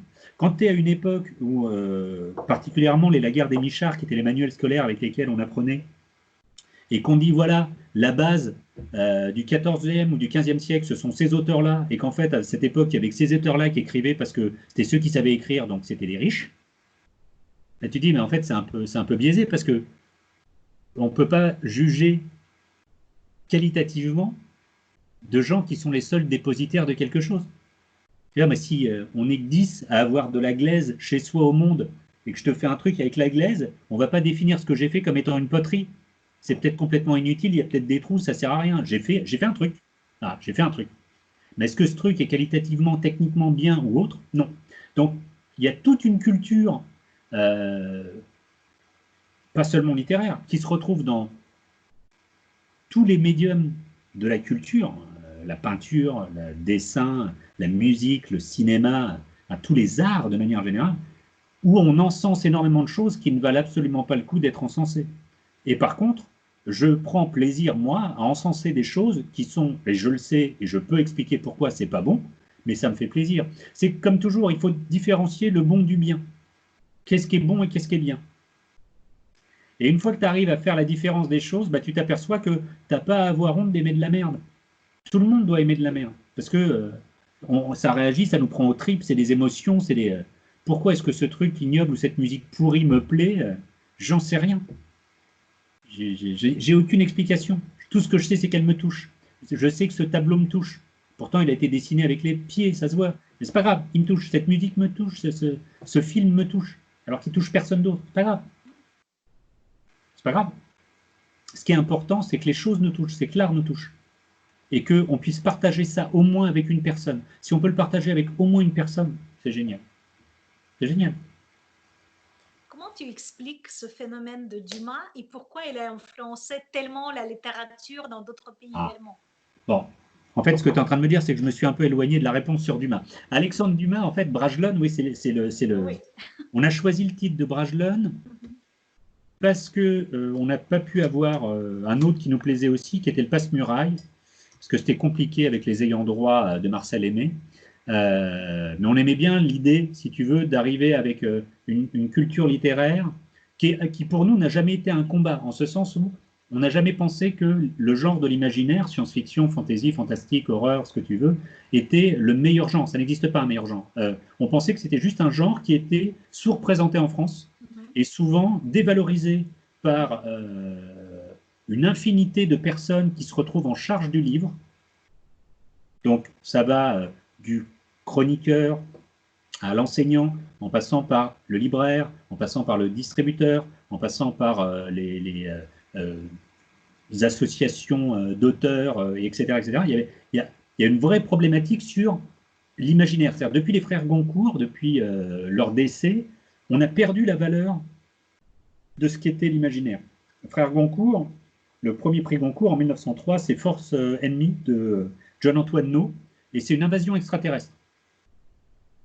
Et le prix Goncourt avait pour fonction de récompenser l'originalité du fond et de la forme. Donc un prix Goncourt potentiel, c'est, je sais pas moi, les fourmis de Bernard Weber. Tu vois, ça aurait pu gagner le prix Goncourt. Hors de question que ça gagne ça. À la mort des frères Goncourt, qui étaient des auteurs de récits fantastiques et de fantaisie, comme ils le disaient eux-mêmes, c'est devenu une sorte de récompense inter-éditeur pour favoriser la littérature blanche. Donc, on n'est pas des Don Quichotte en ce sens où on ne vient pas combattre des moulins à vent contre lesquels on ne gagnera jamais. On s'était juste dit, ça peut être sympa que ce genre puisse exister. Et donc, c'est ce genre-là qu'on a choisi. Voilà. On a appelé ça Brajlon parce que tant Stéphane Marsan que moi et mes associés, on s'est retrouvés dans une situation de pouvoir créer Brajlon parce qu'on avait perdu volontairement ou non notre emploi. Et Brajlon, c'est l'histoire d'une revanche. C'est l'histoire d'une vengeance. Comme le conte de Monte Cristo, d'une certaine manière. Et c'est pas seulement une vengeance, Monte Cristo. Mais c'est important chez Dumas, parce que c'est ce qui déclenche les actes de bravoure et les actes héroïques. Et donc, Brajlon nous a paru tout à fait désigné pour symboliser à la fois l'aventure, le romanesque, et de l'autre côté, cette petite dent qui nous restait envers les gens qui nous avaient fait un peu de mal. Et c'est vachement marrant parce que peu de temps après la création de la boîte, avant même que nos premiers bouquins sortent, j'ai eu la chance de voir, de croiser Charles-Henri Flammarion, qui était le PDG et l'héritier des éditions Flammarion, et qui était un homme extraordinaire. Enfin, j'espère qu'il l'est toujours aujourd'hui, et que j'aime vraiment beaucoup, qui nous a vraiment aidés avec le magazine et plein d'autres choses. Et il m'a dit, ça y est, vous avez votre maison d'édition? Je dis, ouais, ouais. Et il m'a dit, alors elle s'appelle comment? Et je lui ai dit, Brajlon. Et il m'a regardé, il m'a dit, j'ai compris le message. Il est parti. Et je pense que, bah oui, il a compris le message. Brajlon, c'est quelqu'un qui meurt par la faute des puissants. Et donc, ça va déclencher toute une vengeance pour faire en sorte d'abattre les puissants. Ça ne marchera pas parce que tu ne peux pas abattre les puissants. Donc ça aussi, c'est une chose que Brajlon a toujours su. Tu ne peux pas lutter face aux puissants. Mais en même temps, ce n'était pas ça l'idée. L'idée, c'était juste de dire pourquoi j'existe. Tu vois, c'était vraiment ça. Pareil, tu vois, on a grandi avec Starmania. Donc ça aussi, ça a été important pour nous, les fondateurs. C'est une œuvre qui est toujours d'actualité et qu'il faut écouter et réécouter encore et toujours. Mais voilà, on a choisi Dumas et on a choisi de s'appeler Brajlon parce que, ouais, il y avait un petit coup de pic. Et puis parce que ça, je pense que pour nous, Alexandre Dumas est l'un des ancêtres de la fantaisie francophone. En tout cas, il a permis à Druon d'exister. Druon a permis à George Martin d'écrire Game of Thrones. Game of Thrones est le plus gros succès télévisuel ou en roman de la fantasy après Harry Potter. Voilà, tout Oui, est dit. De toute façon, les plus gros succès mondiaux, peut-être à part Titanic, qui a été fait par James Cameron, qui est un cinéaste de science-fiction, c'est de la science-fiction. C'est Star Wars, c'est Harry Potter, c'est Le Seigneur des Anneaux. Voilà, la messe est dite. Une fois que tu as compris que le plus petit dénominateur commun au monde, c'est l'imaginaire, tu as tout compris. Et dès que tu t'éloignes de l'imaginaire pour rentrer de plus en plus vers le mimétique, en fait, tu tombes sur rien. Tu tombes sur ton quotidien. Tu tombes sur ta vie. Et il y a deux positions par rapport à ça. Tu as envie de lire ta vie ou tu n'as pas envie de lire ta vie. Si ta vie te plaît, lis ta vie. Si tu n'as pas envie, lis une autre vie. Et par contre, vis ta vie. Vis ta vie pleinement. C'est ça qui est important. C'est de ne pas de se perdre dans une forme de réflexion de soi-même automasturbatrice sans intérêt. Sans intérêt pour l'humanité, en tout cas. c'est vrai. Alors, je ne sais pas si c'est vrai. En tout cas, c'est ma vérité. Mais je pense qu'elle est défendable. Et je l'ai déjà défendue plus d'une fois avec plein de gens qui ne veulent plus la défendre aujourd'hui, mais c'est pas grave. Je veux bien la reprendre quand vous voulez. Voilà, Dumas. Dumas, merci Alexandre, père. Alexandre Fitch, je suis un peu moins convaincu. C'est un peu chiant. Mais Alexandre Père, merci. Et quels livres t'ont marqué? Tu veux dire quels sont les livres que je relis sans cesse? Oui, bon, après, on peut ne pas les relire, mais il y a des Ah, livres qui... en fait, il y a des livres que je relis régulièrement. Il y a des choses dont, en ce moment, je suis en train de me refaire toute la saga de Dune parce qu'il y a le film de Villeneuve, l'adaptation qui va arriver. Personnellement, je suis de ceux qui sont fans de l'adaptation en 84 de David Lynch pour plein de raisons, malgré tous les défauts du film. Je pense qu'il avait compris, parce qu'il avait lu les romans, il avait compris que c'était un travail sur le verbe. Et c'est pas compliqué de faire c'est très compliqué de faire un travail sur le verbe quand on veut faire du film et donc de l'image. Et il a trouvé ce qu'il pouvait pour arriver à faire ça. Et le côté somatique du film est extraordinaire. Et pour moi, ça restera. Et je pense que chaque fois que quelqu'un a voulu faire quelque chose derrière sur Dune, notamment, il y a eu une série télé, à peu de choses près, ils ont repris plan par plan ce qu'avait fait David Lynch. Et je pense que c'est compliqué d'y échapper. Donc, j'attends avec une appréhension très grande ce que Villeneuve va faire comme nouvelle adaptation. Je crains le pire, même si je lui souhaite de réussir parce que c'est une de mes sagas préférées. Là, je viens d'en lire 4 déjà, donc je suis en train d'attaquer la relecture du 5e, parce qu'évidemment, je les enchaîne. Donc je viens de finir l'Empereur Dieu, donc normalement, je devrais me reposer un petit peu, mais non, j'enchaîne. Les livres qui m'ont marqué, je te dis, il y a Dune, il y a Alexandre Dumas, évidemment, l'ensemble des Trois Mousquetaires, 20 ans après, et le Vicomte de Bragelonne, le Comte de Monte Cristo, il y a Le Fantôme de l'Opéra. Enfin, il y a finalement beaucoup de romans populaires, et puis tu as plein de romans plus modernes et plus récents que ça dans la littérature d'imaginaire. Mais je pense que dans l'ensemble, j'ai réussi à les publier pour la plupart. Donc c'est plutôt facile pour les relire. Mais si tu veux, voilà, moi, dans ceux que je t'ai cités, en tout cas, je pense que c'est une bonne définition des romans qui m'ont marqué. Alors, c'est salaud, je devrais peut-être citer au moins un Zola, parce que il y a des Zola que je relis toujours avec plaisir. Il y a des Zola que personne n'a jamais lu. Il y en a un qui est le grand délaissé, qui s'appelle le Docteur Pascal, et qui est le 20e tome des Rougon-Macquart, et qui est l'un des plus grands bouquins de science-fiction écrits en France. Ah, évidemment, il y a un aspect un peu fantastique dedans qui fronte les puristes de la science-fiction, diront que c'est pas de la science-fiction, mais le mec est un docteur, donc pour moi, ça rentre dans le côté scientifique de la chose.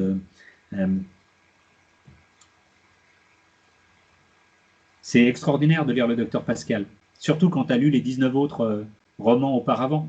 Parce que comme c'est un résumé de ce qui s'est passé et une conclusion, et tout prend sens, et bravo, enfin, c'est de la maestria d'écriture pour arriver à ça. Alors que j'avoue que la bête humaine, j'ai eu du mal, tu vois. Germinal, j'ai eu du mal. Je l'ai lu à une nuit, hein, C'est Germinal. vrai, tu as de la chance. J'ai préféré son Excellence Eugène Rougon, ou, Oui. voilà, ou L'Argent, ou La conquête de Plassans. Enfin, même La faute de l'abbé Mouret, enfin, il y a des choses qui sont très bien dans les romans Macquart, mais j'ai pas été sensible à tout de la même manière. Voilà. Mais je pense que je relis régulièrement un petit peu du Zola. Sinon, je relis régulièrement du Pratchett, parce que j'avais fait ma maîtrise sur Terry Pratchett, donc c'est normal. Et puis j'ai fait donc, ma thèse sur le ludique et l'humour dans la fantaisie, donc Pratchett fait partie des gens qu'il faut que je relise, parce que tu redécouvres toujours quelque chose de nouveau, et ça c'est bien. Et puis voilà, mais j'ai le même réflexe, pas seulement en lecture, mais j'ai le réflexe en film, j'ai le réflexe en musique. Je reviens toujours vers des doudous, tu sais, des choses qui te font du bien, et voilà. Et souvent, c'est difficile de trouver mieux que tes doudous, malheureusement.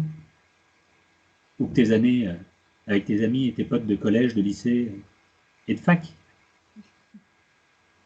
Et pourquoi science-fiction et fantasy en France, c'est considéré comme sous-genre? Ah, faut pas, enfin, c'est pas exactement sous-genre, c'est que alors c'est très compliqué parce que là, on aurait besoin d'heures et d'heures pour expliquer. Euh, je vais essayer d'expliquer sur le fait qu'il y a eu un putsch littéraire qui a eu lieu à la fin du 19e siècle. Euh, En fait, ce qu'on appelle science-fiction, mais je vais prendre les littératures populaires. Les littératures populaires jusqu'au 19e siècle, c'était ce qu'on appelle aujourd'hui des littératures de genre. Et ce qui était à l'époque les littératures de genre, donc le roman réaliste, mimétique, etc., c'était des littératures, pardon, c'était des littératures de genre. Et en fait, il y a eu une sorte de putsch qui s'est fait par des éditeurs qui fait que les littératures de genre sont devenues la littérature générale et la littérature générale est devenue la littérature de genre. Donc, il y a plein d'auteurs, c'est particulièrement vrai en Angleterre, il y a plein d'auteurs qui se sont retrouvés euh, dans l'impossibilité totale de publier. Des gens comme Barry, il ne pouvait plus écrire, etc. Et pour continuer cependant à exister en tant qu'auteur, ils se sont réfugiés dans un domaine sur lequel personne ne faisait attention, et c'était la littérature jeunesse qui était un courant qui n'existait pas encore. Et c'est pour ça qu'on a réussi à voir Peter Pan, c'est pour ça qu'on a réussi à voir des œuvres de Kipling, tu vois, comme le livre de la jungle, etc.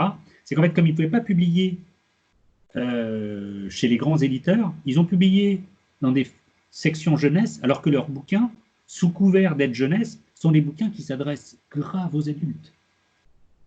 C'est évidemment des messages aux adultes, le livre de la jungle ou Peter Pan. C'est absolument pas pour l'enfant. Absolument pas. Tu vas essayer de comprendre tout le symbolisme qu'il y a là-dedans quand tu es un gosse. Tu vois pas ça. Tout ce que tu vois, c'est l'aventure. C'est il y a un tigre, c'est il y a un serpent qui hypnotise. Il y a un crocodile. Hop là, il y a le capitaine Crochet, voilà, il y a Mouche.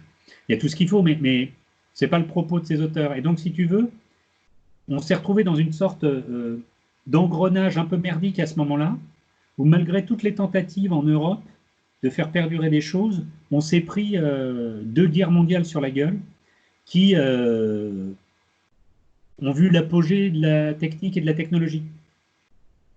Et donc, comme à chaque fois en période de guerre, d'un boost des sciences, parce que tu es obligé. Et je pense qu'on a eu une période où l'irrationnel n'avait plus sa place. Et évidemment, c'était une erreur de croire que imaginaire et irrationnel, c'est la même chose, mais pour beaucoup, des gens bien pensants, sensiblement souvent les mêmes personnes que celles qui condamnaient le rire, tu vois, est quelque chose qui m'intéresse beaucoup, le rire et l'humour. Je pense que on a perdu le contact avec ce qui était important en littérature et que ce sont des genres qui ont continué d'exister et à travers tous les médias et de l'emporter haut la main, parce que la littérature qui vend le plus au monde, c'est l'imaginaire, ensuite c'est la romance, c'est pas la littérature générale. Hein. Je pense que les gens, ils savent ce dont ils ont besoin. Et naturellement, contre tout, toute recommandation, toute imposition, tout conseil ou toute autorité critique et littéraire de dire c'est ça qu'il faut que tu lises, en fait, les œuvres, elles ont trouvé leur public. Et malgré. Moi, il y avait un libraire qui me faisait rire parce que il n'aimait pas la fantaisie au tout début de Brajlon. Il dit je ne comprends pas, voilà, vos bouquins, je suis obligé de faire du réassort en permanence. Et je lui dis c'est une bonne nouvelle, si tu fais du réassort, ça veut dire que tu les vends. Il dit ouais, mais c'est quand même de la merde ce que vous faites. D'accord? Elle dit, et moi je les cache en dessous de la table pour pas que les clients les voient. Eh bien, ils vont les chercher quand même, dis donc, vos bouquins. C'est le monde à l'envers. C'est extraordinaire. Oui, les gens ont envie de lire. En fait, tu vas rire, mais libraire, ça peut être un métier profitable quand tu vends des livres. Donc, l'important est quand même de savoir qu'est-ce que tu veux vendre. La librairie, c'est un métier extrêmement dur. C'est extrêmement dur de dire, moi, mon boulot, c'est quand quelqu'un rentre dans mon magasin, il y a deux possibilités. La première, il vient chercher un bouquin, je ne l'ai pas. La deuxième, c'est je l'ai. Et dans ces deux cas-là, qu'est-ce que je fais? Et c'est ça, c'est toute la dynamique, elle est là. Si je l'ai, super, qu'est-ce que je peux lui passer d'autre? Parce qu'il est venu pour en acheter un, j'aimerais bien qu'il sorte avec deux. Mais surtout, ce que je veux, c'est qu'il revienne.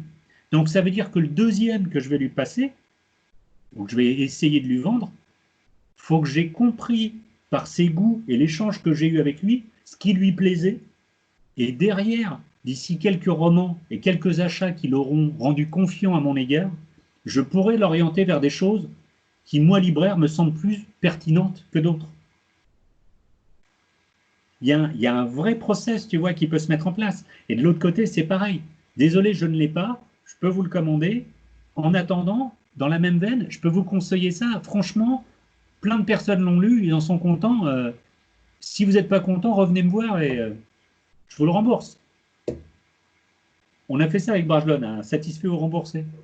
On l'a fait une fois. Ben, on n'a jamais eu de remboursement demandé. Parce que c'était satisfaisant. En fait, c'est toujours pareil. C'est si tu offres de la chantilly, personne ne dit non. Personne ne dit non. Mais ça ne veut pas dire que la chantilly, c'est le plat le plus raffiné qui existe. Ça ne veut pas dire que la chantilly, c'est le plat le plus technique à faire. Une vraie chantilly, ça peut être vraiment coton. Des chantilly, il en existe des milliers, mais c'est pas grave. Ce qui compte, c'est ce goût de gras dans la bouche, et c'est ça te prend, c'est bon. Ça te fait sourire à l'intérieur, tu as tout qui chante. Et c'est pareil, quand tu lis, tu as tout qui chante à l'intérieur. Quelle que soit la typologie, donc au final, peu importe que ce soit de l'imaginaire, pas de l'imaginaire. Tu vois, c'est aussi pour ça que je dis que c'est pas le meilleur genre, mais c'est un genre qui ne devrait pas être ignoré en France, simplement parce que c'est le genre le plus facile à communiquer et à donner du moment que tu t'y intéresses un tant soit peu. Or, c'est compliqué de trouver aujourd'hui, tu vois, entre aujourd'hui des libraires spé en imaginaire et alors qu'aujourd'hui, toute la librairie, je pense, a au moins entreaperçu le fait que l'imaginaire était quelque chose d'important. Il y a moins de librairies spécialisées en imaginaire aujourd'hui qu'il n'y avait avant. Donc ce qu'il faut, c'est que dans les rayons des librairies, on trouve des libraires qui aient un tant soit peu d'affinité avec le genre pour comprendre à qui s'adressent les différentes typologies de bouquins que tu as sur ton rayon. Nous, quand on a réfléchi à Brajlon, on s'est dit, en quoi est-ce qu'on est différent des autres? Et en fait, on a regardé ce que faisait tout le monde. Et mis à part les éditeurs poche, nous on allait faire du grand format, donc on s'est basé sur ce que faisaient les éditeurs grand format. On s'est dit, quand même, en imaginaire, ce qu'ils font, c'est des trucs où si tu n'en as pas lu avant, c'est quand même compliqué à comprendre, enfin, c'est pas facile d'accès comme ça, au premier abord. Il faut déjà être, pas spécialisé, mais il faut déjà avoir des atomes crochus avec le genre. Donc on a dit, nous, notre mission à Brajlon, c'est d'être la base. Donc ce qu'on va publier, c'est ce qui te permet d'entrer dans ces univers littéraires. Et après, si tu veux aller lire des choses, tu vois, plus ambitieuses, plus élaborées, il y a tout un parcours de lecture avec d'autres maisons d'édition et d'autres collections qui sont tout à fait pour toi. Mais il ne faut pas attendre que Brajlon puisse faire l'intégralité du spectre des demandes et des besoins des lecteurs. C'est impossible. À chacun sa fonction. Ce qui ne veut pas dire que Stéphane ou moi, on ne s'est pas fait plaisir parce qu'on est quand même humain et que parfois on n'a pas mis des prix littéraires, tu vois, des trucs encensés par la critique, des trucs vraiment ambitieux, des trucs un peu bizarroïdes, etc. Mais on a parsemé ça, c'est une sorte de 80-20. Tu as 80% de choses qui sont des invitations à la lecture et de la chantilly, avec des degrés de qualité vraiment différents. Ça n'existe pas. Un éditeur qui dit, moi, tout ce que je publie, c'est bien, c'est un menteur. Pas vrai, c'est faux. C'est pas bien. C'est que ça nous a plu un moment, encore, tu vois, on en revient au bon et au bien. C'est au moment où on l'a lu, on a dit, ça, je veux le partager. Ça ne veut pas dire pour autant que techniquement ou qualitativement, non. Mais le sentiment et le plaisir de lecture qu'on a eu a justifié le fait qu'on se dise, Ça, je veux le partager parce que si ça m'a plu, il y a des gens à qui ça va plaire dans ma communauté. Et ça, c'est important. Et tu vois, toutes ces notions-là, elles font que il y a eu beaucoup de gens qui nous ont vomi dessus à plein de niveaux, etc. Et en fait, j'ai jamais réagi par rapport à ça parce que ça me passe complètement au-dessus. Je n'ai pas d'autre prétention qu'être la base du pilier. C'est-à-dire aux autres de faire le boulot des étages supérieurs. Tu veux, moi, je suis le collège, moi. Même si mes lecteurs, ils ont entre 12 et 120 ans, parce que tu peux continuer à lire ça toute ta vie, moi, je suis l'algèbre. Voilà, tu commences les maths par l'algèbre, tu ne commences pas par les inéquations du second degré. Tu veux lire quelque chose de plus évolué que de l'algèbre, bah, va lire La Talente. La Talente, c'est vachement bien, c'est quali. Tu veux encore plus, bah, va lire un tel. Tu veux un truc vraiment, bah, ok, bah, tu as les moutons électriques, ou etc., etc. Mais il y avait une collection qui s'appelait Lune d'encre chez De Noël. À mon sens, qualitativement parlant, c'était sans doute ce qui se faisait de mieux. Mais c'était pas grand public ou c'était pas une invitation au partage, c'était un truc très minimaliste et très tourné vers soi, malgré ils ont eu quelques succès et tant mieux pour eux, je suis vraiment super content parce que plus les bouquins se vendent, quels qu'ils soient, plus je suis content. Ça participe à la vie, à l'économie du livre, mais en fait c'est qui ta cible? Et moi ce que je veux, c'est emmener le plus de gens possible avec moi dans cette aventure et après chacun est libre de se faire son parcours de lecture et de nous abandonner. Il y a beaucoup de gens, tu vois, qui me disent aujourd'hui, ouais, je suis déçu de vous, etc. Mais pourquoi tu es déçu de nous? Ouais, vous faites de la merde, je préfère ce que fait machin, etc. Mais non, en fait, on n'a pas changé, mec. C'est toi qui as évolué, tu as grandi. Et c'est normal que dans ton parcours de lecture aujourd'hui, on ne corresponde plus à ce qui, toi, te faisait plaisir et que tu cherches autre chose. Mais on ne va pas évoluer en même temps que toi, c'est pas possible. Nous, on doit évoluer dans notre fonction de premier passeur de plat. Donc oui, il y a des nouveaux trucs qui arrivent chez nous, avec des nouveaux genres, avec des nouveaux... Mais toujours avec cette idée de dire, nous, on est l'invitation. On est la première. Le jour où il y aura suffisamment de maisons d'édition qui font la même chose que nous, etc., on pourra repenser à faire tu vois, les priorités de chacun des uns des autres. Mais à date, soit il y a des gens qui essayent vraiment de nous copier manifestement et bah, à la rigueur, pourquoi pas, très bien, tu vois, mais ils n'y arrivent pas forcément, ou ils le font de manière maladroite, ou parfois il y a des trucs un peu contre-productifs. Mais en fait, il y a eu un moment où nous, on a eu besoin, on avait tellement de parts de marché, c'est-à-dire que par rapport à ce qui se vendait sur le rayon imaginaire, il y a un moment où on a dépassé les 50% de parts de marché. C'était vers 2007 à peu près. Et là, pour moi, j'ai paniqué. J'ai beau avoir fait des études de lettres, je comprends que lorsque tu as une forme de monopole qui se crée, euh, il y a un risque. Il y a un risque d'effondrement de ce domaine. Donc, on a essayé d'inciter les groupes de la place de Paris, à l'époque, à créer un concurrent à Brajlon. On leur a même dit qu'on pouvait les aider, qu'on pouvait leur amener un catalogue, des auteurs, machin, etc., pour faire un truc qui fait qu'il y avait un autre joueur, si tu veux. On nous a pris pour des fous, les gens n'ont pas compris pourquoi on proposait ça, etc. Ils ont dit qu'il y a anguille sous roche. Enfin, évidemment, ça semblait, avec le recul, tu te dis, ben, c'est complètement, effectivement, les gens ne peuvent pas accepter. Mais nous, c'était réellement désintéressé. Ce qu'on veut, si tu veux, c'est faire croître la part du rayon imaginaire dans les librairies. En disant aujourd'hui, le rayon imaginaire, il n'a pas son linéaire naturel et la place qu'il devrait occuper par rapport à son poids en librairie. Et ça, c'est grave. Voilà. Moi, mon problème, il est là. Donc, comme les groupes, ils nous ont pas aidés, et ben, on a créé notre concurrent. Et on a créé une maison, enfin, pas une maison d'édition, on a créé un label commercial qui s'appelait Milady, et qui est arrivé, et qui a fait la même chose que nous, en grand format, avec peut-être les prix étaient à 1 euro de moins que Brajlon, etc., patati patata, avec pareil, de l'illustration pleine page, des trucs, des bidules. Et on a plein de libraires qui nous ont appelés, super inquiets, pour nous dire, oh là là, il y a un nouveau joueur qui vient d'arriver là, méfiez-vous parce que déjà, un, ça part fort, et deux, ils vont vous défoncer. C'était génial. Et effectivement, c'est parti très fort, parfois avec des niveaux de vente au-dessus de Brajlon, alors que ce qu'on a créé, c'est un modèle à la Brajlon, mais ce n'était pas exactement ce que faisait Brajlon. Mais il y avait une cohérence, il y avait un lien, il y avait une logique. Pareil, c'était des choix, de la chantilly, du plaisir. Et pas forcément du plaisir intellectuel. Moi, je suis ravi du plaisir intellectuel, je suis universitaire. je suis ravi de ça. Mais en fait, en tant que lecteur, je suis pas ravi de ça. Puis j'aime surtout pas les gens qui essayent de me rendre plus intelligent. Je déteste ça.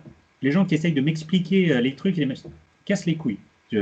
C'est pas pour ça que je lis. C'est pas pour ça que je vois un tableau. C'est pas pour ça que je vais au cinéma. C'est pas pour qu'on dise je vais faire de toi quelqu'un d'intelligent. Je vais t'expliquer la vie. Je vais t'expliquer. Mais ta gueule, ça m'intéresse pas.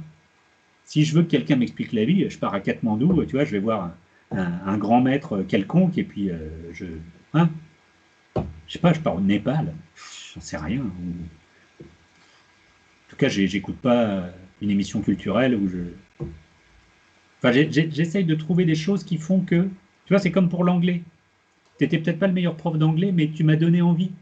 Et je pense que c'est ça. Moi, ce que je veux, c'est donner l'envie de lire. C'est important de lire. J'ai eu en espagnol, au bac, donc en 88, j'ai eu un dessin qui était tiré d'El País, qui est donc l'équivalent du Monde, mais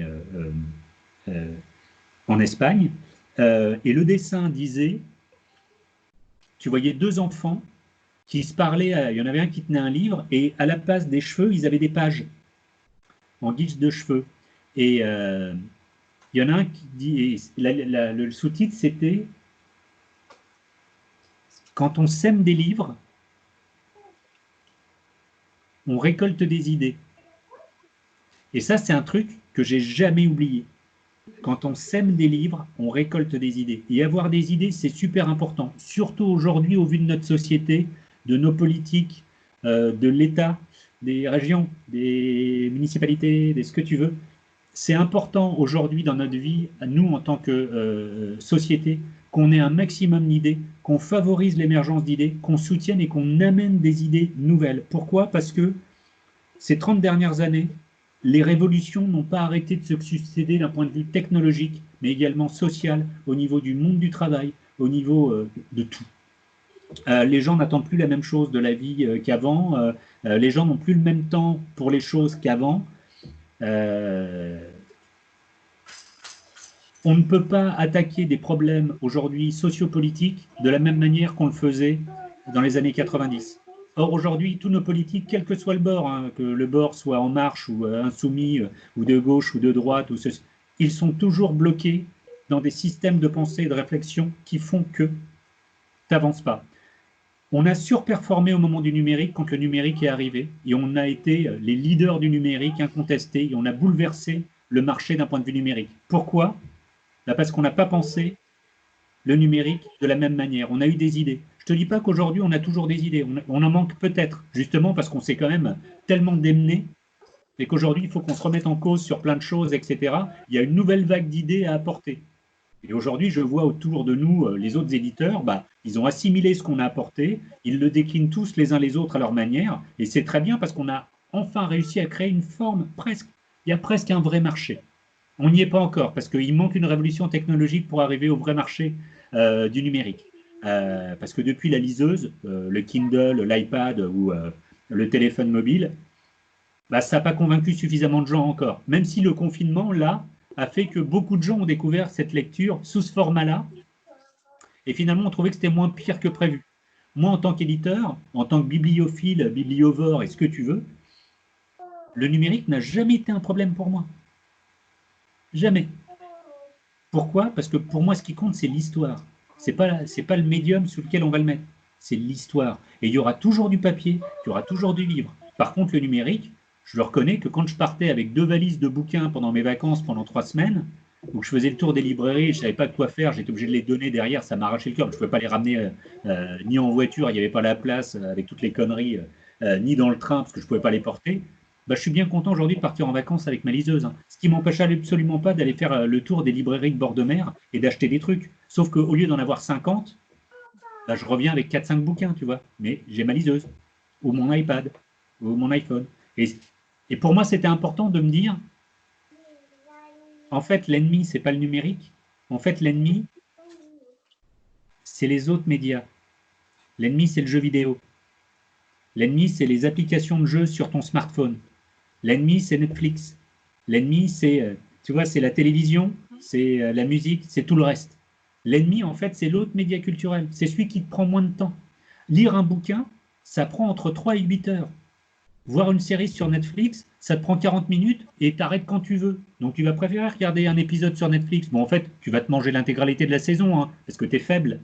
Donc tu vas binger pendant 8 heures. Ça te prend tant de temps qu'un bouquin. Oui, mais un, tu as l'impression d'avoir le choix. Et deux, que ça va être torché quand même plus rapidement. Un film, c'est 2 heures, hein. Tu vois, une appli, tu joues, bah, tu vas y jouer 15 minutes, etc., etc. Et d'un seul coup, dans ta gestion de temps et dans ton rapport au temps, le livre est devenu un petit peu compliqué comme média. C'est un média qui prend son temps. Et alors nous, en fantasy, ou, je sais pas, un bouquin de fantasy moyen, je te dirais que ça fait, à quelques exceptions près, hein, comme on a pu en connaître, euh, c'est l'équivalent de 3 ou 4 romans de littérature générale. Tu vois, on a des bouquins qui font 2 millions, 3 millions de signes. C'est énorme, énorme. Et donc, de fait, ça prend beaucoup plus que 8 heures de lire un paveton, ça te fait ton week-end. Par contre, ce qui est toujours génial, c'est que tu as des adultes qui t'écrivent en disant: ah là, j'ai passé ma nuit à le lire, j'ai fait la nuit blanche, et ça, c'est super. Que les enfants aujourd'hui nous écrivent pour nous le dire, on est super content. Que des parents nous écrivent en disant: mes enfants ne lisaient pas, grâce à vous, c'est passé un truc. Alors ouais, là, on est fiers. On est fiers parce qu'on a réussi ce qu'on voulait faire lire. Et faire lire, ça ne veut pas dire faire lire du Brajlon. C'est qu'ils lisent ce qu'ils ont envie de lire. Je m'en fous. Et qu'ils lisent. Cuando se siembran libros, se cosechan ideas. Voilà, c'était ça le truc. Quand on sème, quand on sème les livres, on récolte des idées. Donc, je dis bonjour à tous ceux qui ont passé le bac en 88 et qui ont eu le même truc que moi, hein. Voilà.